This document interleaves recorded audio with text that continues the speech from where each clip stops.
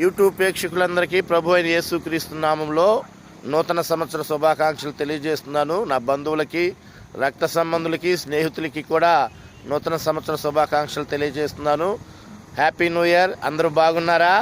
మరి మనమందరం కూడా అల్పమైన వాటిలో సంతోషించడం కంటే ఈ 2026 సంవత్సరంలో అనేక ఉపద్రవములు, అనేకమైన వ్యాధులు, బలహీనతలు రాబోతూ ఉన్నాయి. లోకం మీదకి దేవుని ఉగ్రత రాబోతుంది. కాబట్టి మనమందరము కూడా మరి ఆ మార్పు చెందిన వారిగా, శరీర సంబంధమైన వారిగా కాక ఆత్మ సంబంధమైన వారిగా, దేవుని నీతిని పట్టుకున్న వారిగా ఉండాలని మీ అందరికీ ప్రభు పేరట మనవి చేస్తూ ఉన్నాను. ఆత్మ సంబంధులుగా ఉంటే మనం ఎటువంటి ఆపదకి, ఎటువంటి అపాయానికి భయపడాల్సిన పని లేదు.